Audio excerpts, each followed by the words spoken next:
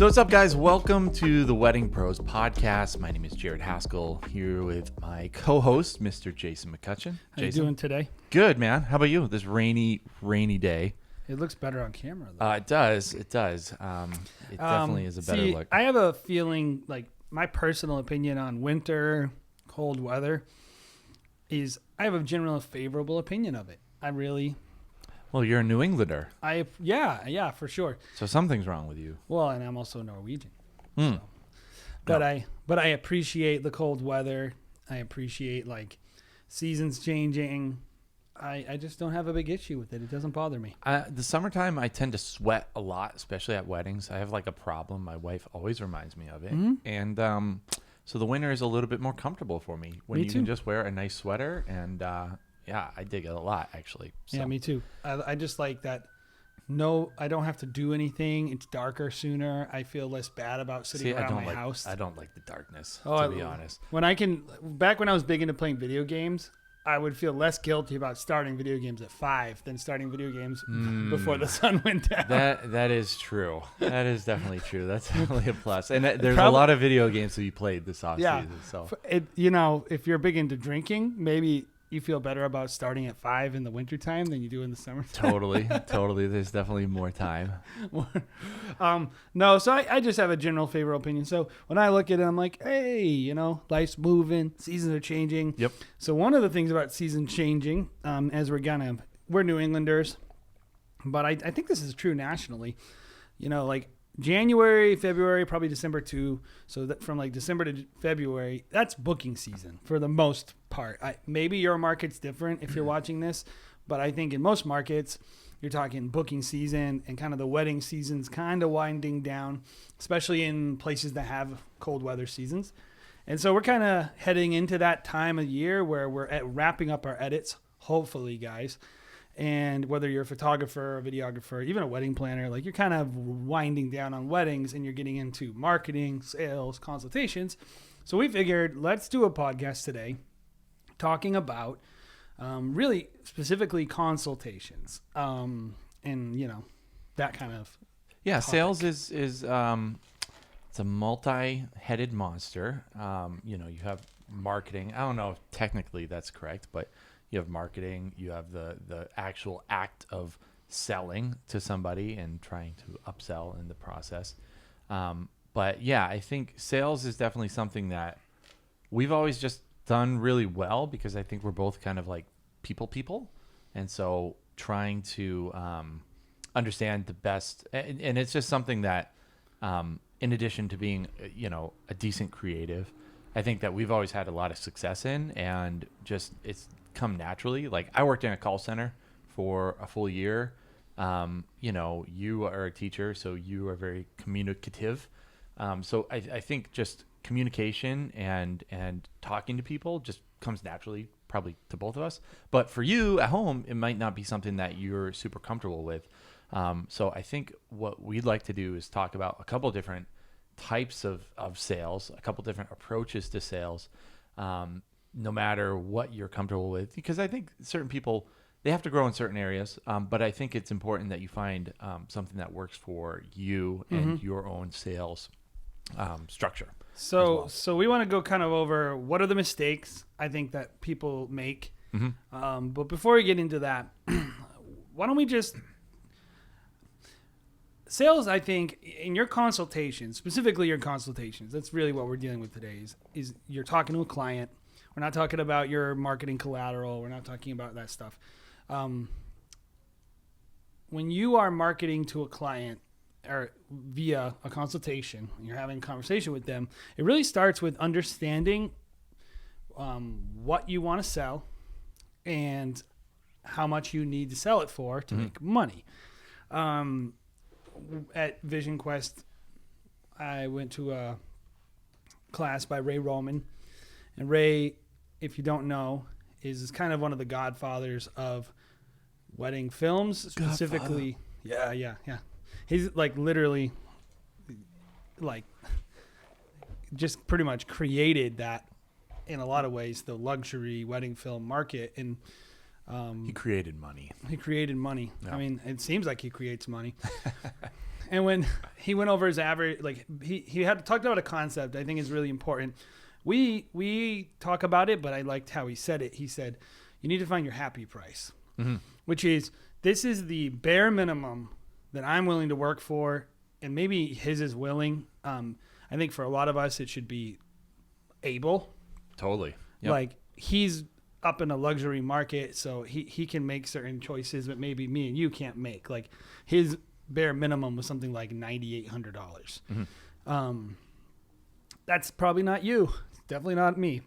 And so you really need to come up with your happy price, though. What am I able... What's the least I can get paid on a day to do X, Y, or Z to make a living or to maintain my margins or whatever it is for you and where you are in your business? And I think that's really important. So we'll start with talking about our packages really quick, just so that there's context to the conversation when we talk about how we sell in a consultation. And then we'll a little bit talk about how we arrived at some of our prices. We'll try to put them up on the screen as well so you can see our packages in case you want to look into it a little more. But Jared, why don't you kind of talk through really quick what we sell, essentially, packages, and maybe a little bit our a-la-carte items as well. Yeah, sure. So, if you're sitting at home and you haven't, heard about, our business and our model is, I don't know, people who don't like it probably call it a volume model. We would probably call it a scalable model. But something that creates maybe a retirement income. Yeah. But yeah, so we're shooting multiple weddings in a day. We have multiple teams that go out. So our structure, I think, is based on not just what Jason and I can do, but also what our team can do in general. Like we're limited on price based on the talents of our weakest shooter, essentially. So we've really based our structure on, I think, flexibility for the couple in general that allows them to choose. It is kind of an a la carte model, probably not as much as Ray Roman is. We have a la carte items in terms of how we make our money. Yeah. Our finances aren't based on a la carte. No. A la carte probably represents 15% of our total revenue. Yeah. For our business, which is great for us. When we look at that, we're like, yeah, that's sweet. Yeah. But for someone like Ray, it's closer. It seems like it's closer to 50% to 40%. Mm-hmm. Yep. So, yeah, I would say, we should dive into that a little bit more. And honestly, I mean, there's probably areas that I could get better in selling, a la carte items in general. Well, you selling just a matter of time. Like you said, we'll get into it later. But selling a la carte items is I think a secondary commitment. And then we'll talk a little bit about how we sell, and maybe I can even share a little bit from Ray's. We should get him on here sometime. But yeah. but from kind of what he talked about his sequence of sales with the consultation. But I think if you're committed to a la carte items, you're committing to some kind of upsell sequence. Yeah. And for some of you guys, that's just not something you're comfortable with. So our model of sales will be particularly interesting to someone who maybe finds the concept of upselling people very uncomfortable. You don't feel you're that good at it. Yep. Hopefully we can show you maybe another way to do it. So why don't you tell people a little bit about what we sell, what are our packages? Yeah, so our lowest package, and there's a couple I think philosophies on top down selling versus bottom up selling. I usually start people with the bottom price because it's usually just not what people want up front. I think you want to start people with the least likely package that people are to buy. So the first package, we call it our raw footage package. And the raw footage package is essentially what it is. Just we shoot the day, we deliver the raw footage to somebody, and that's it. There's no edits involved. A lot of people will be like, have their jaws on the floor when they hear we do that, but it's very intentional because essentially no one wants just raw footage. So the idea is spread out someone's payments, some payments. I think we tend to get a lot of people with that package who are maybe they're reaching, to spend a certain amount, and we say, hey, we're only this much, and they're like, that's a lot of money, but let's do it. And then possibly a year later, they're like, the raw footage really isn't enough for us. Can we upgrade to have these edits Or done? last minute people. There's people whose budget's already blown for their wedding. Mm-hmm. And Yep. they are like, I can do this, and then we can do this later. Yeah. Oh, we had 10 less guests, RSVP than we thought. We actually have a little bit of wiggle room now. We want to, in their mind, they're like, we're going to splurge on this. And it really, like, we've shot weddings that are, $200,000 weddings, and they're not going to get a videographer. And then last minute, they're like, you know what, we want to do this. I think we're just going to do this, and then we're going to add on the edits afterwards. So I think that's the main person.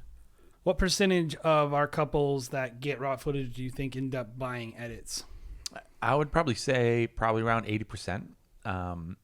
At the end of the day, they come back to us, whether it be right after the wedding, right when they're like, when Sammy and I got married, we're at the end of the day, the best part of our wedding day was when we sat on our bed at the end of the day and we were just dumping out money on, the bed, and we were like, we're rich. We're rich. Yeah.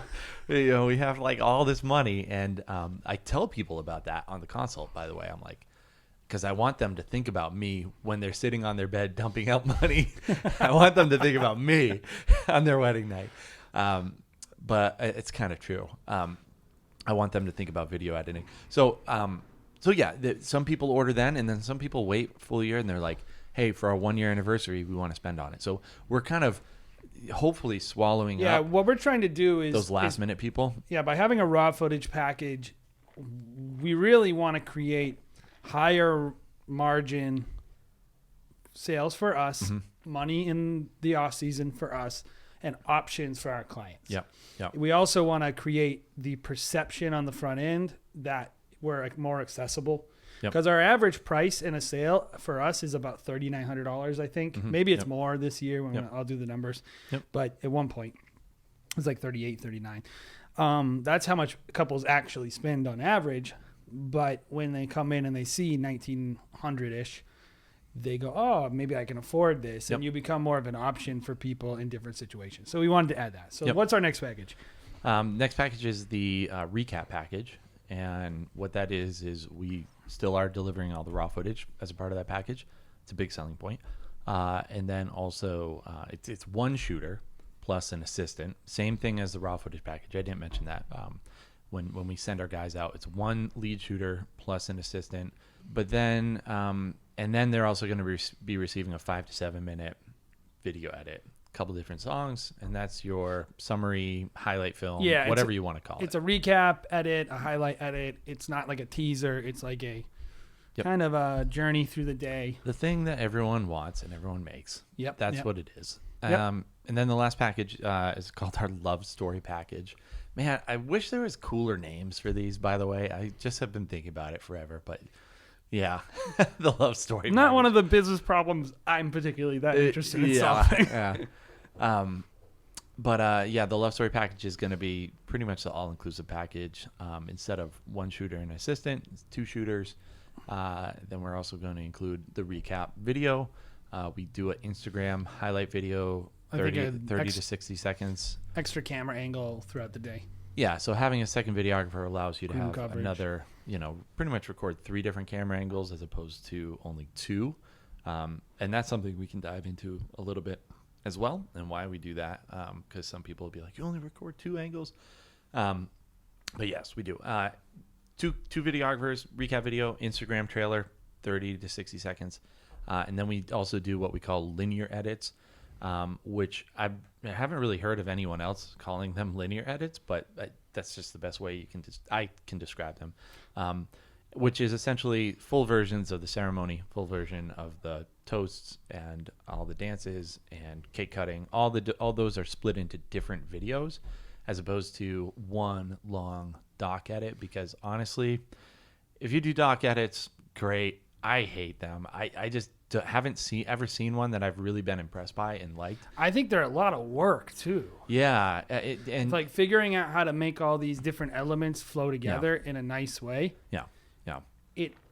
It's very hard to do consistently.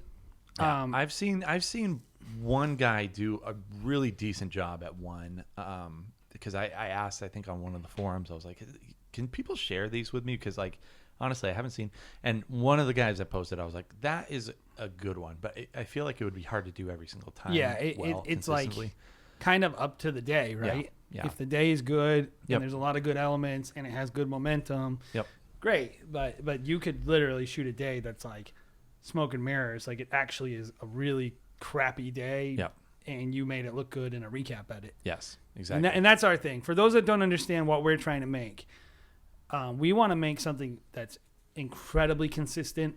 Yep. We do 120 weddings a year or so, and we want every single one of them to be consistent and the couple to feel like, oh, this is really good. I really enjoy this. We don't want it to take forever to get. We want them to get their product quickly.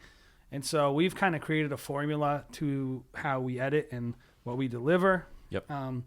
That takes certain things out of the equation and focuses and highlights other things better. Yep. So that's what we sell. And so the thing about all those is a couple things about it. First of all, the cost to make them is very clear to us. We know exactly how much it cost us per wedding for our gear.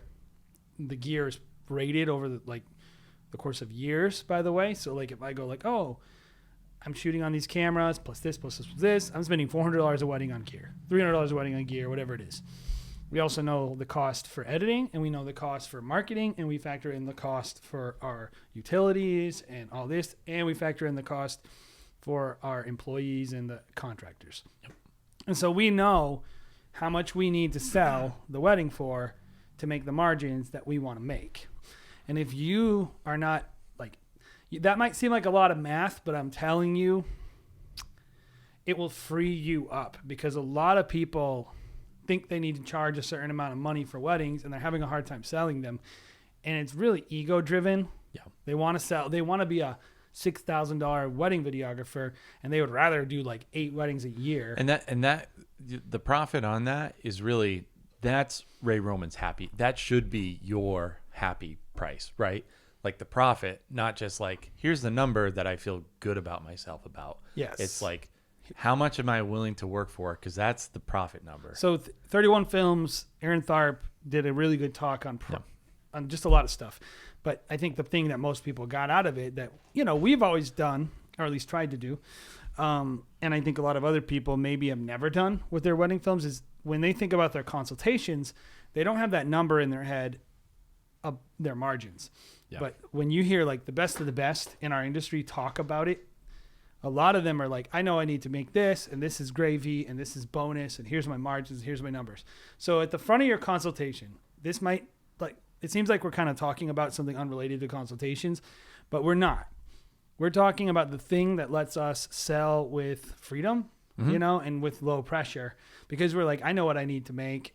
Like, even like those packages, we want to sell a certain percentage of each package at the beginning of the year. We know, like, we made an express effort this year in our consultations to upsell and push another package, because I wanted to get certain money in certain ways. Yep. The first thing I'll say about consultations is know exactly what you want to sell, exactly how much you need to sell it for, and have a plan for how much of it you want to sell. And I think that's a big deal. So that's what we make. That's how we think about our pre-sales, our pre-consultation process. All this stuff we're armed with. Like when you go to a consultation, like this stuff is in your mind. Yeah, I think being confident, first and foremost, it's your first tool when going into any kind of consultation. I think that knowing what you're selling, but then also knowing that it's the right price, like you're not ripping someone off. Yep. I think a lot of people deal with that, like, oh man, I'm charging like, $5,000 for somebody to do a wedding film. Yeah. They feel like I feel like I'm kind of ripping someone off, especially if you're just starting and you're like, you really don't know what the cost of what you're doing actually is. I saw on a Facebook group recently, like, oh, what do you say when your bride is like, why in the world should I pay $3,000 for a 5 to 7 minute, edit? Doesn't make any sense. It should be longer, or I should be paying less. And it's just like, that's not factoring in the fact that like we bring, 20 to 30 grand of gear, like they don't. And then if you just say that to somebody, I've said that to somebody, like, do you know how much gear like I'm bringing? They're like, I don't know, like $4,000-5,000. I was like, no, like this is like 25 grand that you're looking at. Like, it's a lot of money. They're like, oh, okay, well, I guess that makes sense. Yeah, I mean, the average person has no clue what it takes to make a wedding film. Yeah. And one of the tools that you need to establish is the value of your film. And a lot of people, when they look at the value of their film, they really exclusively mean the artistic value. Mm-hmm. And I think that is important too. Like, but to me, if a person's calling you and they've looked at your films and they don't know the artistic value yet, like you telling them is not going to trust me, it's good. Yeah. Oh, why should I pay for this? Because it's good. Don't Yeah. you like good things? The person's like, well, I've called you. Like, I like your films. The purpose of a consultation is to give a person information, right? Yep. But to establish your value to them. Yeah. That's really the purpose of it, is like you're trying to give them information, but at the core of it, you're trying to establish this is why I'm valuable. And this is via the relational value, by how you communicate. Like, it's the stuff where people say, oh, we just clicked. Mm-hmm. That's a value add to them. It's the way you're going to deliver, the promises you make. And if it comes down to it, it's just literally the actual value of what you're doing. Oh, my gear is expensive. My stuff is nice. This is how you're going to get it delivered. It's going to be this way. Like, communicating value to that customer. That's, to me, the whole purpose of a consultation. Yeah. I think about when I usually get on the phone. And so we can hop into that a little bit too. Like when we first get on, I usually get on a phone call with people. That's kind of the way that I push people, just because that's, based on how many weddings we're doing, I would not be able to meet, 150 people in the course of a year for dinner. I wouldn't be able to meet them for coffee. Most people, I feel like by the time they get to us and just the product that we're serving, most people are just like, I just want to catch up on the phone. I just got home from work and I want to catch up on the phone with you. Maybe so it's just easy. For me, I don't know if this is a rule in our industry, but like what you're saying right now is different than when we started, but and maybe different than other people. But I think it's Henry Martin's. I mean, he said he takes everyone out to dinner. But he said my couples. I don't even know if he takes everyone out to dinner. I know I'm fine with saying, if you're especially someone who's only working with maybe 20 couples a year. Yeah. That makes sense to me. I mean, that's what we're doing with Huxley. Yeah, that makes sense to me. I would want to, if I'm doing a high-end film, I would want to meet the couple. Yep. But it's just, that's the point. It's different. But I don't know that he does it even before he sells them, though. Mm-hmm. And I would say, I do think everyone needs to think through what is the bare minimum time I have to invest in this in order to get some value out of it. Because that's not just for you. A consultation, these couples are going to have to talk to multiple people. Why do you think they want to talk to everyone for multiple hours? Yeah. I heard a guy, and this is one of the things, if you're, like you said, confidence a lot. I think that was really, really good. If you're not confident in your consultations and you're constantly insecure about yourself and you're calling people, hey, did you get my last thing? Oh, this person sketched out. They're ghosting me. I'm like, they're just...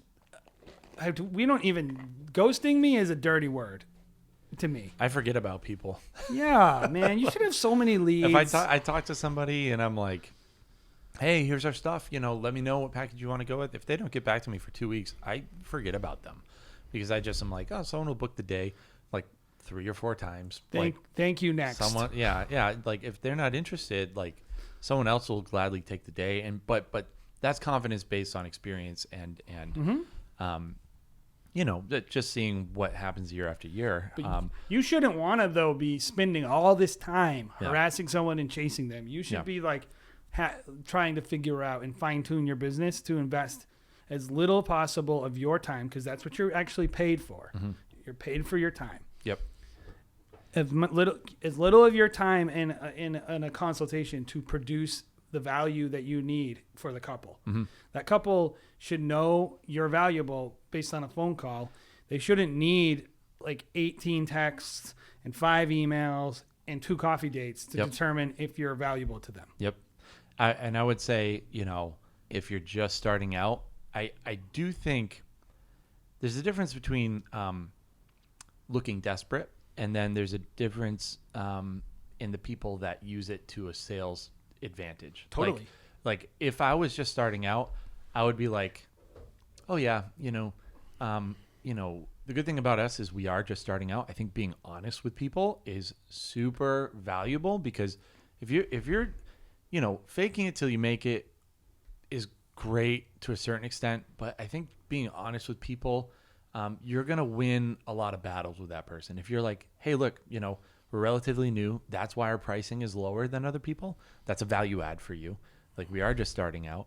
Well, honesty in general is a value add. Totally. And I think everybody people assumes, appreciate that. Everybody in this, all these couples all assume, and like if you read these articles about like always negotiate, always fight. I went to the WED conference, which is like basically a wedding show, but not really. It was an educational base.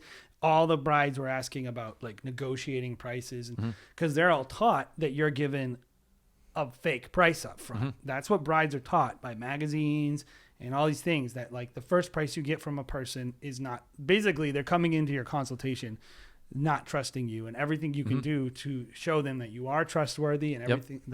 That's a huge value add. You win people over. So if I was that little guy, I would probably say, you get all of me. Like, we're just starting out. You get all of me. Like, well, that's some what's of these required, other guys, right? They're doing a lot of weddings. Like, they're having to split things up, but I'm only doing 8 weddings, and you're able to get more of me. So turning it from an insecurity into a sales tactic of like, and then you just prove it. So when people email you, you're getting back to them right away. Well, that is the bare minimum for you, though. If you don't have 10 years of work behind you, you have to put more into it up front to get it. And I'm not saying don't put anything up front either.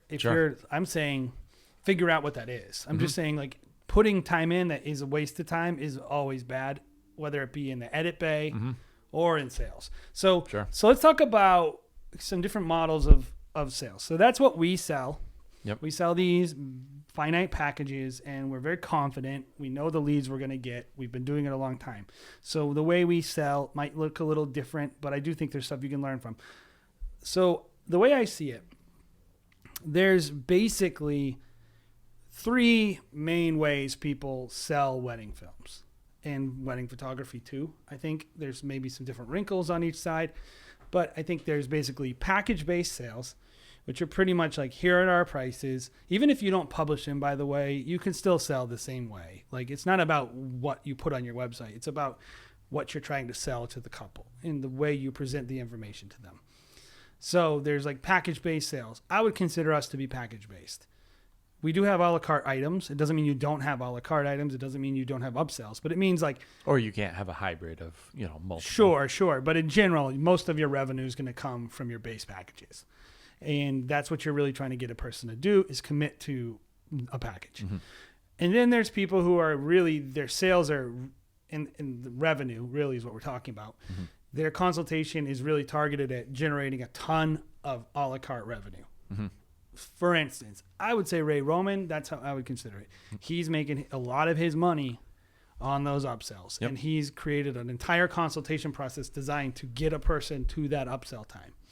And then there's people who, I'm imagining, and I don't know this, but some of the more like the really incredible wedding filmmakers, they probably have a base price in their head, but the consultation and the way that they arrive at it is very custom.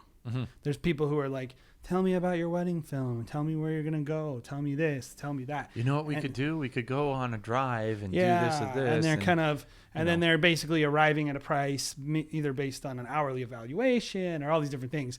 But if they quote 10 prices all year, they could all be different, and because they're kind of doing it that way. And I think those are basically the 3 ways people do it. And then there's a 4th way that you should not do it, which is literally having no idea. Like, you kind of have an idea. Like, I see some of the questions that people ask online, and they're like, and some of it's based on an experience, and I understand that. And some of you're just like, you don't know that? No. They're like, how should I price this? How do you price everything else? Price it the same way. And like the real thing is they don't really know what they're trying to make or how much it costs them to make it, and they don't know how much they want to sell it for. And I think if you're having a hard time, like if you heard those 3 options, and you're like, I don't do it any of those ways, or I have a hard time with all 3 of those, maybe you just don't know your product well enough. You don't know how much it costs to make. But those to me are the 3 basics, right? Yeah, I think you're right. I've known photographers who are like, I don't like that person, so I'm going to charge them more because it's just not in their happy price to charge them what they would charge someone else. Like they're like, which I probably wouldn't recommend.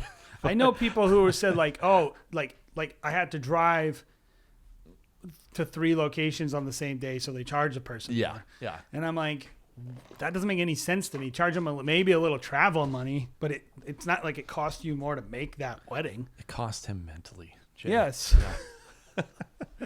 Like when I think about those things, I'm like, can you imagine having to like the process that in your head the entire time that you're trying to? Crazy. Ugh, so tedious. I just think always, what do I have to do to not think about this anymore and just how do I simplify it? How do I simplify it? How do I template it and just systematize it so I can do the thing that I want to do and not do the things that I don't want to do? And what I don't want to do is think about like, well, like I just had to do a quote for a wedding film on Martha's Vineyard.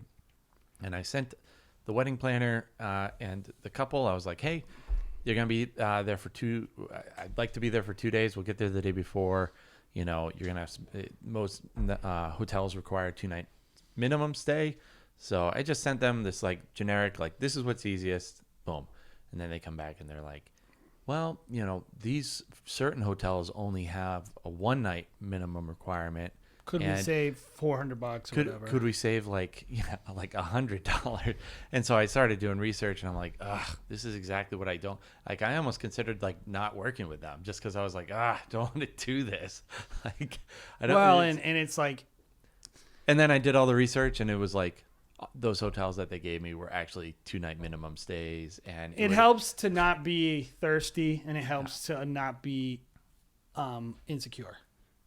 It helps a lot. And so hopefully if you're in the consultation mode, you're able to get into that place where you're like, I know what I'm going to get. I'm confident. If you're not there, hopefully we'll give you a little boldness. So I think those are the basic 3, like kind of a package based and a la carte based, and then a truly custom product. And so what do you think are some of because we'll go through our consultation process to kind of close, but what do you think are like the biggest mistakes people make in consultations that cost them either credibility or just the sales in general? I mentioned the ones, of course, which are you don't know what you're trying to sell or how much it costs to make it. I think that's a big one. In general, I think maybe it's not the worst thing in the world, but I think a lot of people do come off very pitchy. Like, hey, here's, and it's more about the sale as opposed to just, like you were saying, showing your values and like, hey, this is who we are, kind of like, this is what we do, these are our packages, take it or leave it. I think that is something that a lot of people don't like, especially in the wedding industry. I think by the time people get to videography, they've booked their venue, they've booked, most of the time, probably booked their photographer, they've booked their band or DJ, they've caterer. All these things are booked. By the time they get to the videographer, I think people are just like, let's just get the rest of this done. We're on like the tail end. Maybe they have to book like the photo booth and the cake. And, we're right at maybe around like the florist potentially, depending on where you are. But most people are like, let's just get this over with. So making it super simple and not being super pitchy. And I think it's worked with us not trying to just sell the crap out of people and doing like super hard sells for people. Oh yeah, and we'll talk about what that looks like for us, but like in general, we're pretty much like, here's what we sell, but most of the phone call is just, how you doing? It's about like, we are selling. They don't feel like we are, because what we're trying to do is say, I'm a cool guy. I'm a laid back guy. And so that's the first part of any phone call or any consultation we're doing. It's such a relief when sell yourself first. When people get on the phone with you and you're not like, well, what do you know about wedding video? Like if you're like, what are you up to? Where do you guys live? Asking like really, usually when I hop on the phone, first like 5 to 10 questions that I ask is not about weddings at all. And then I usually segue into, how is wedding planning going? Like, is it a pain in the ass? Most people are like, it's a full-time job, it's a part-time job. Like, you can sympathize with people and just, and that's me honestly trying my best to really connect with people, because I think that's where most people are in the process. So finding where people are in the process, some people will book, like, you're one of the first people they call and they're just really excited. And so I think matching people's enthusiasm for where they are in the process is a good tip. I think the biggest mistake I think people make is coming across desperate. Yeah. And because that's annoying and it makes you seem poor and experienced. It's just bad in general. I think the other mistake that people make that is very bad is coming across uninformed about themselves. Like, if they ask questions that you don't know the answer to about you, Yeah. and like, you can't blink. Yeah. When you talk about yourself, and you talk about what you do, you have to be so confident. You have to be, I've been there, I've done that, I can do this. I think coming across as insecure in any way, whether it be you're thirsty for that sale and you're just like, if I don't get this, I'm going to go out of business. What can I do to have this? Like there's a thing in dating or in sales and in anything, and there's books on it and you can read about it. It's called the law of least interest. And this means that whoever has the least need and interest has the most power and authority. And as much as we don't want to stronghold our couples. We want to treat our couples like they're valuable and like their money's valuable. But at the end of the day, we don't want them to feel like we have to get their booking. We want them to feel like these guys are in demand. They're not going to be desperate and we'll be upfront with people like, hey, we got people looking at that day. It's first, whoever pays first gets the day. And like, we come across very confident. And I think if you come across thirsty and you come across like you don't, anything that makes you look like you're desperate or uninformed, I think really hurts the sale. I've come across a lot of this. Like, we talked about it before, but we're launching a new film brand, Huxley Film. Next year we're going to start cranking those out. But I found it for myself, like figuring out the cadence of talking to people about the product. And I'm like, I don't have that cadence that I do with Stopgolove. Where Stopgolove, I just knock it out. Like, I'm super confident in what the product is. I'm super confident in what people ask about the product. So every time people ask questions, I'm just like, boom, boom, boom, boom, boom. Here's my answer. No one asks questions I haven't heard of before. Well, and it's a learning process too. Yeah. Like, and now with Huxley, I'm like, shoot, like, I don't know. What's our systems? Like, what's our processes? And so it is a even for someone who's done it before and developed a certain product, I think it just takes time to and you'll find that. Those things changing over the years too. Yeah, for completely. Sure. What you don't want to be cocky and not just think about what you're doing. Yeah. Okay, so let's talk about how you like to go into a consultation really quick. Kind of just rough people through a basic outline of what you like to do. We're doing basically package-based sales with upsells. Yep. How many phone calls do you like to have in general to sell with a couple to sell a person? One phone call, and then emails from then on. An email, and then Natalia, our office admin, will follow up with them. Within 3 days, within 5 days, within 7 days, within 2 weeks, boom, boom, boom, boom, boom, boom, boom. After that, just kind of pepper them on, hey, where you at? Are you guys interested? But as far as getting on the consultation, I would say probably the first 5 to 10, sometimes 15 minutes is me just talking to people about life. And so that's the intro section. Segues into, how's wedding planning going? What are the things you're struggling with? Talking to them about that for a little bit.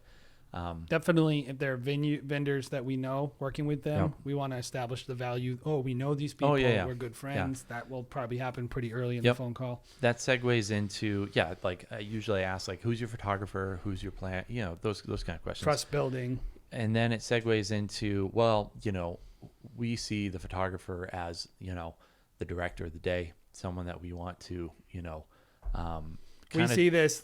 I'll interpret too. Yeah, the couple here's. We will not be a hassle to work with this photographer. We think we value this high-priced photographer that you paid for. Yep. And we will not annoy them.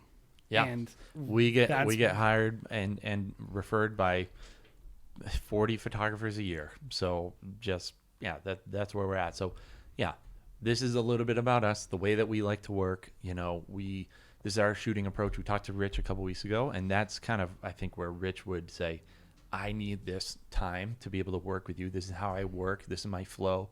Like, if you're not into this, you're not into me. And I would say the same thing with us. Like, sometimes people will ask me and be like, can you do... I have a vision. And I'm like, well, I don't care about your vision. And we're probably not right for you. Like, and that's kind of where it, like, cuts off, and where there's conflict. I would say 99% of the time people are like, great, we love that, awesome. And that segues into awesome. Well, that's a little bit about us, the way that we, schedule our shooters for the day. We kind of talk into that, but just like the core of Stopgolove, that's where we're talking. Before I even dive into prices, the core of who we are, what we believe in, what our approach is day of, what you can trust in when we show up on a wedding day, is this, and this. And then it segues into, well, have you had a chance to look over our packages? Would you like me to, hop into those a little bit more and kind of go over a brief summary of X, Y, and Z? And usually people are like, oh yeah, well, I have them in front of me. These are my questions. Sometimes people will already have automatically an idea of what they want. And I'll get a general sense, and I'll just hop into what they want to talk about.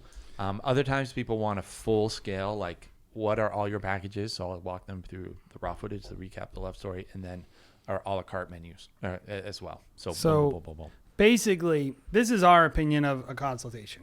They already want us. They want this. That's why they're calling us. And I should mention, too, we do put our prices online.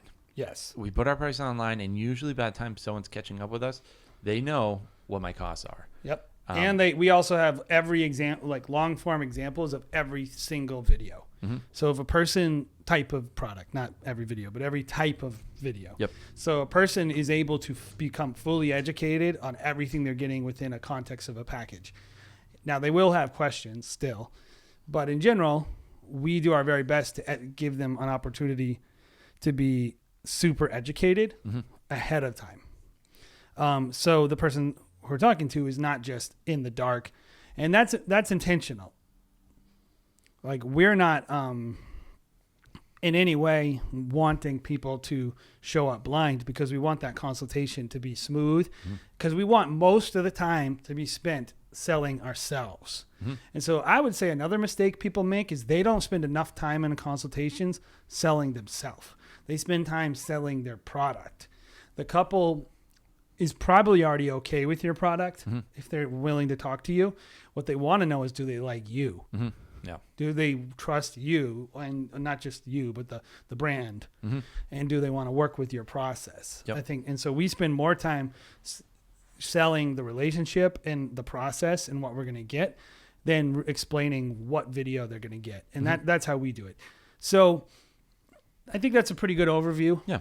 I would say, like 30 minutes for an average consultation. 30 minutes on the nose. Almost every single time is 30 minutes. Like, I have it. It's scientific, man. Like, it's down to like the second. I'm like, I'm at 30 minutes. I got to get off the phone. Like, all right, great. Yeah, see ya. Like, I'm off. When I do a consultation, because I don't really do sales anymore, but when I do a shooter's consultation, I don't really talk about I spend 80, when we train every one of our shooters, barely talk about the video, talk about them, ask questions, laugh, be personal. That's the whole brand through and through and through. I'll ask some very small questions. Oh, what about this? What about this? But most of it's like, how's your day? Oh, how's the prep going? And like, so what's cool is you can establish a lot of your experience of what it's going to be like to work with you in that consultation. Yep. Like, they'll understand this is the vibe of these people or this person. And like, hopefully you can maintain it throughout your relationship with them. But we find it's very important to us that whatever tone Jared sets in sales is maintained in all our additional meetings with these people. They're showing up and thinking, these guys are laid back. These guys are cool. Like, our relationship is based on that first conversation. Yep.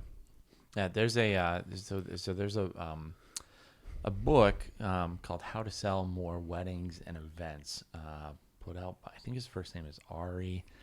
We'll put that in the description. We'll put it in the comments. But I've mentioned it before. It's a good book. He usually talks about asking the couple if they're ready to book on the phone. First consultation. That's a little too high pressure for me. Like, I think it's fine. Like, hey, usually by the end of the meeting, I know if someone is ready to book or not. The magic word to me is, when people are ready to book, they ask you, what are the next steps to get locked in?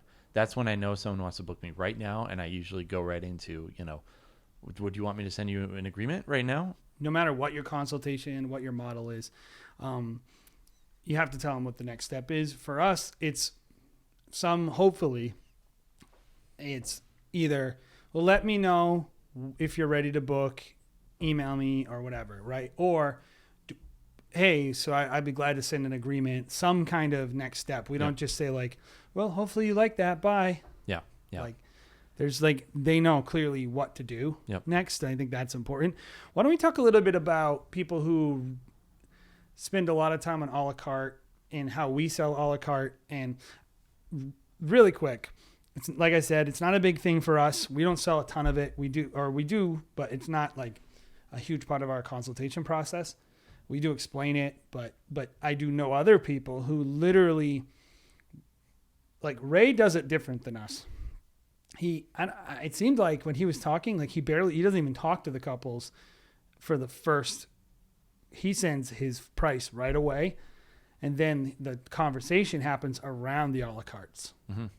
So he says his pricing, and then the person says, oh, that seems good. Mm-hmm. Then he gets on the phone with them and then he presents all the a la carte items. Mm-hmm. And the consultation is really about selling a la carte items. Mm-hmm. Yeah, so we're starting here. Okay, do you want the ceremony? Yes or no? Yes? Okay, great. Well, do you want like the bare minimum that I want? And then if he knows that they're cool with that bare minimum, he's going to, it's going to be, I don't know if it's a hard sell, soft sell, what? Mm-hmm. Or I don't know. A lot of times he was saying he doesn't even talk to them. They just click mm-hmm. on the little sheet, and then that's. But I mean, the more I kind of think about it, the more I do think our model is probably similar to Ray's actually, like because really we start with, this is what we show up. We're going to show up for this amount. Our Ray's amount is just 5 times more than ours is. Yeah, but our walk in the door price. And then from there, I mean, you get an added second shooter. You get an add. I mean, it's all the same. It's just a matter of how you present it, really. Yeah. Well, like and how extensive your list is. Yeah. Like, he doesn't have packages at all, though. Mm-hmm. He has a base price and all a la cartes. Yep. And for us, I have to communicate things simply to our team. So I have to say, they got this package, or this package.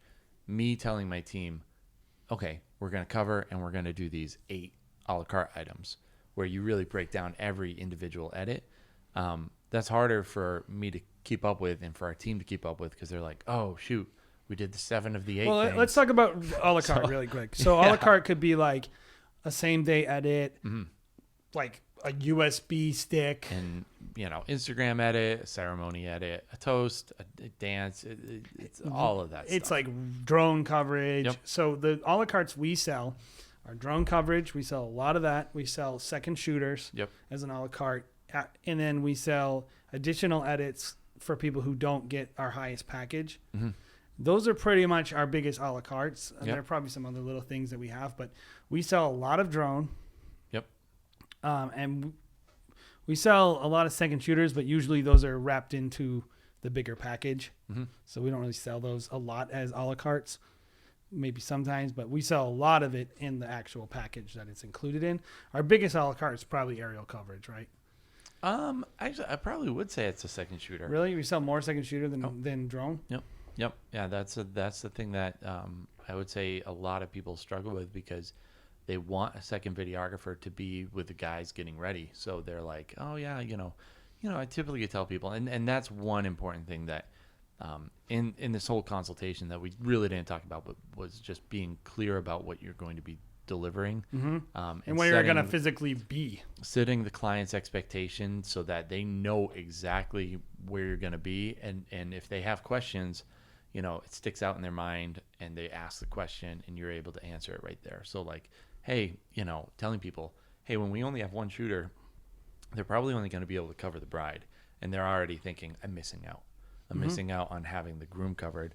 And I usually tell people, if you're in the same hotel, it's easy. We'll just bounce between the two. Yeah, but we'll say a question like, "Where are the guys getting ready? Where are we'll the shoot girls the guys getting for ready?" 15 minutes, and then we're back to you and the bride, and we might not be able to get certain toasts or whatever, but they're able to cover.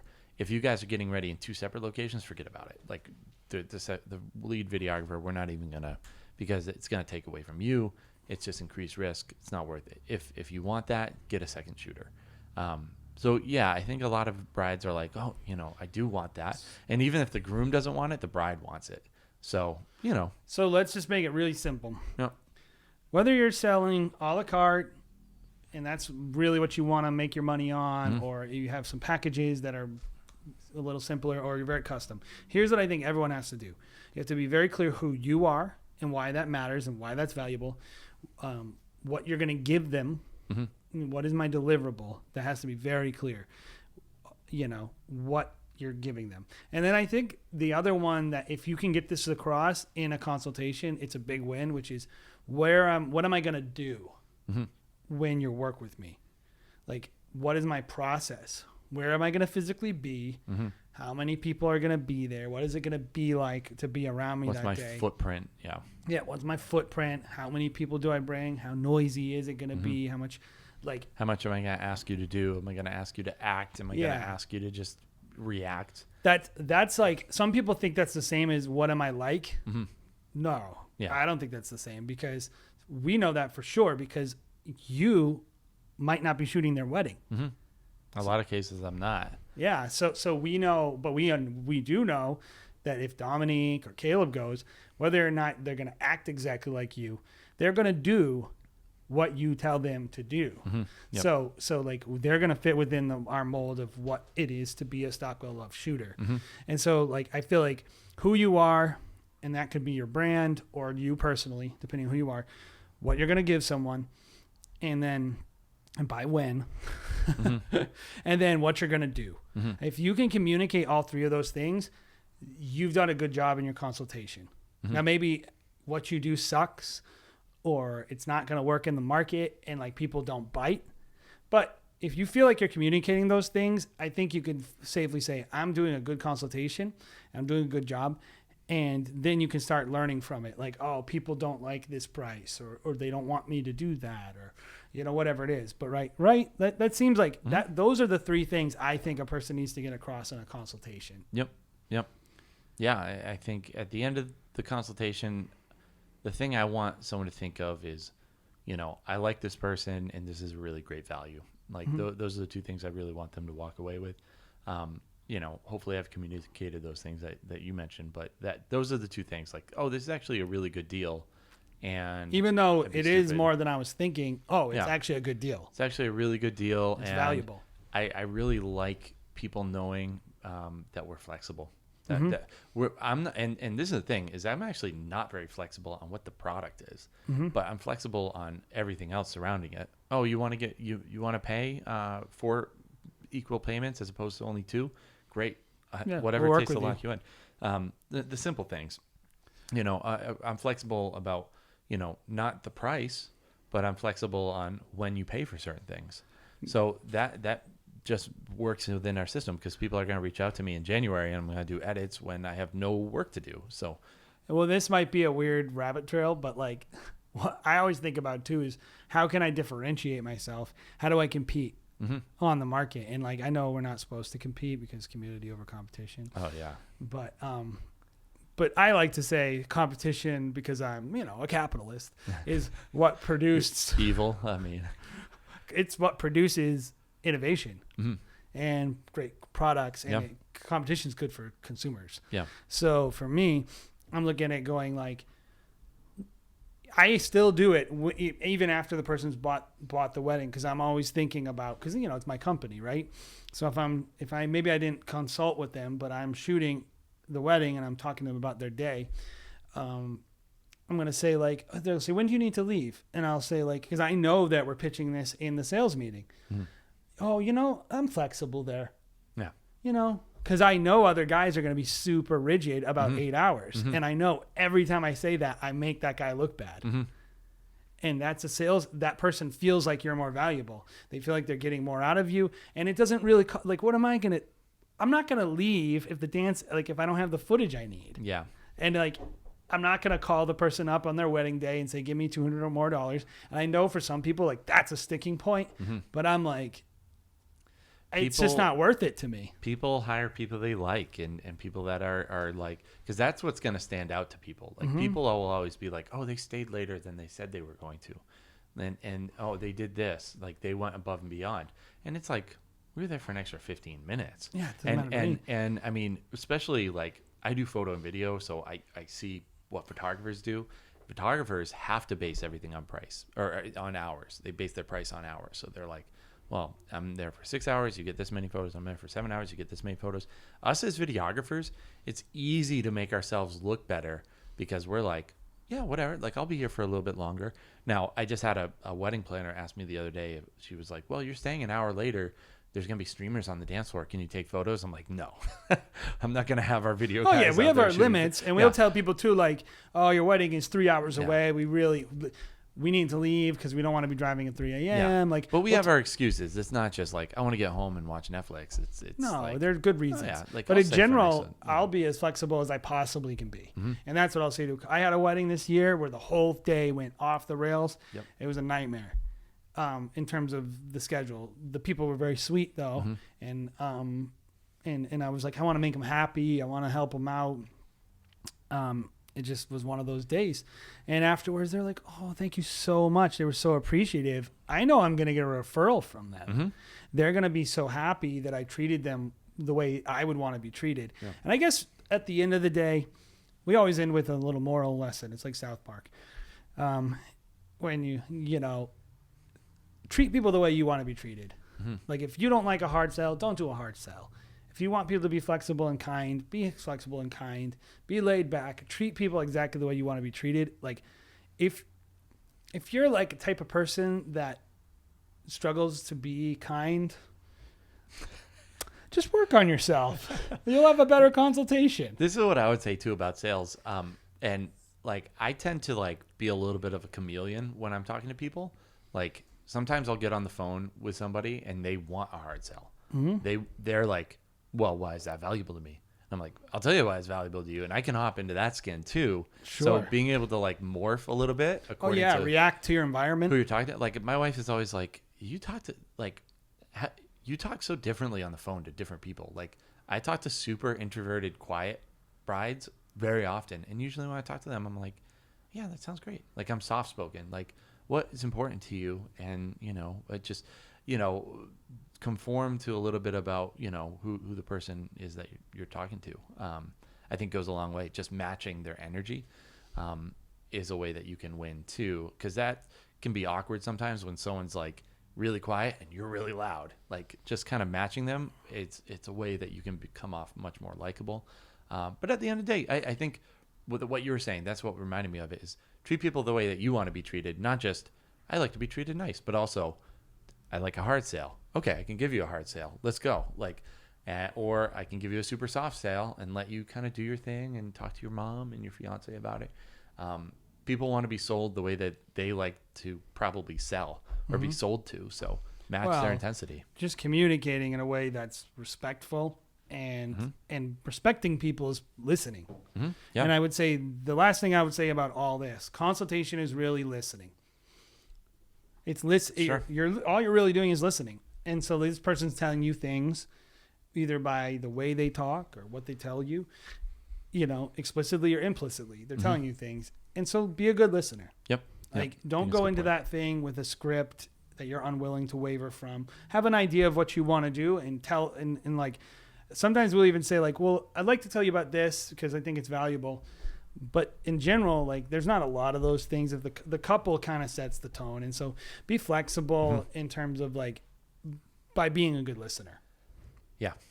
Anyway, there's a lot you could go into about this topic. Yep. You could talk for hours on it because it's actually wicked hard to do. Yep. And speaking of consultations, I have a consultation in 10 minutes. So yeah. So anyway, wrap this thing up, huh? Thank you guys for checking out the Wedding Pros podcast. I would love to hear some stuff that's valuable to you guys in your consultations. So let us know. We do have a Facebook group as well, which we'd love you to join and be part of that conversation. Give us a follow, give us a subscribe. We're on Spotify, we're on Apple Podcasts, and of course we're on YouTube. So whatever is convenient for you, give us a follow, check it out. Thank you so much for checking us out today. Have a good day.